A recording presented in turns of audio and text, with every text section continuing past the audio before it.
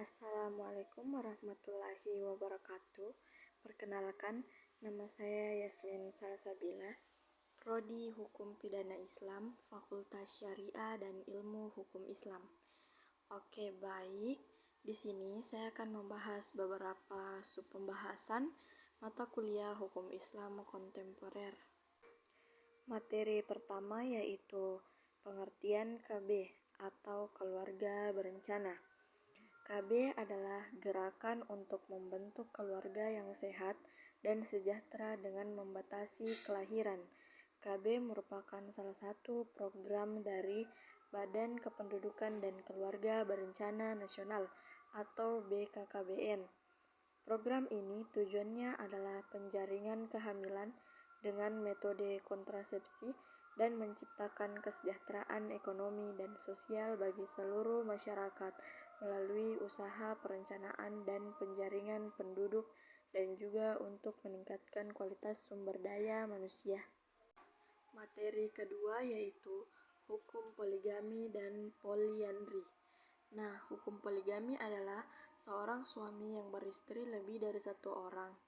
Islam memperbolehkan seorang laki-laki untuk menikah lebih dari sekali, tetapi dengan syarat laki-laki tersebut dapat berlaku adil bagi semua istri-istrinya. Namun, apabila dikhawatirkan tidak dapat berlaku adil, maka cukup dengan satu istri saja.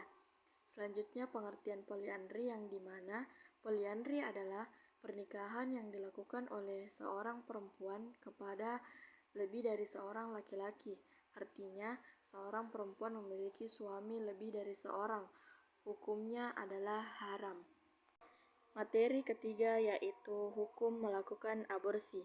Aborsi atau bahasa ilmiahnya adalah abortus provocatus, merupakan cara yang paling sering digunakan mengakhiri kehamilan yang tidak diinginkan, meskipun merupakan cara yang paling berbahaya.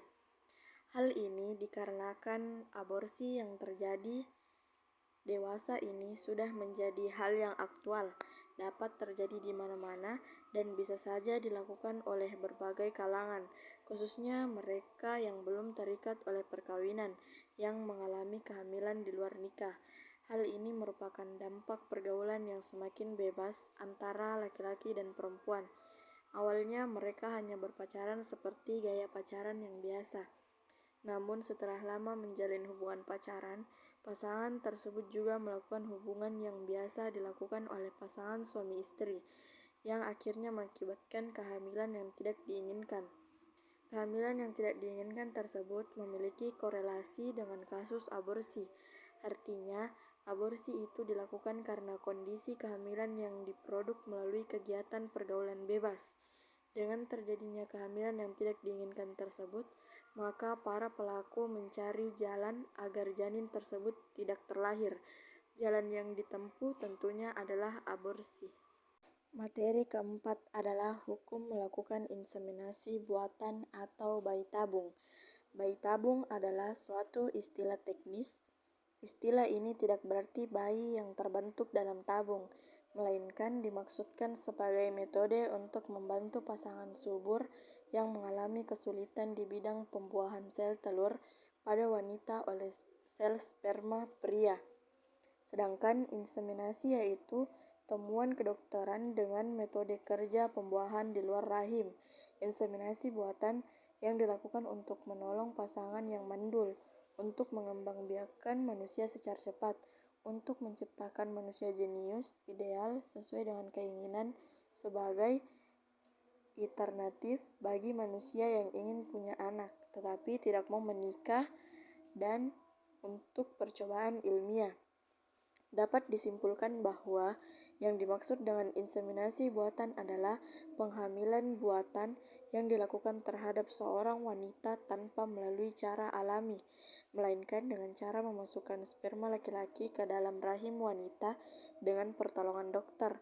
Sedangkan pengertian bayi tabung tersebut sebagai istilah bayi yang didapatkan dari proses pembuahan yang dilakukan di luar rahim, sehingga embrio tidak secara alamiah, melainkan dengan bantuan kedokteran.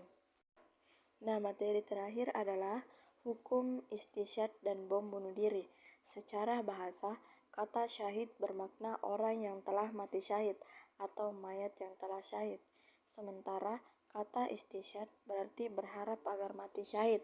Kalau di depan kata itu ditambahkan kata amaliyah atau aksi atau operasi sehingga menjadi amaliyah istisyhadiyah. Maknanya menjadi sebuah perbuatan atau aksi yang berharap mendapatkan mati syahid.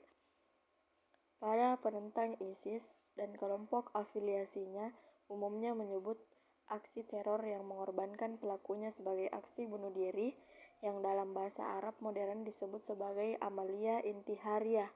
Namun oleh kelompok radikal, aktivitas dan pendukung ISIS atau kelompok afiliasinya menyebut aksi yang menewaskan pelakunya adalah amaliyah istisyhadiyah atau kadang disingkat menjadi istisyhad saja, yakni sebuah aksi yang diharapkan pelakunya meraih mati syahid sebab pelaku bom istisyhad meyakini bahwa aksinya adalah bagian dari jihad tempur. Secara gramatikal, istisyhad adalah wazan atau timbangan kata istifal yang mengandung makna berharap atau memohon, yang berarti ampunan atau mengampuni lalu diubah menjadi istighfar yang berarti memohon ampunan. Begitu pula kata syahid diubah menjadi istisyhad sehingga maknanya menjadi memohon kesyahidan atau berharap mati syahid. Itulah tadi pemaparan singkat dari saya. Lebih dan kurangnya mohon dimaafkan. Sekian dan terima kasih. Assalamualaikum warahmatullahi wabarakatuh.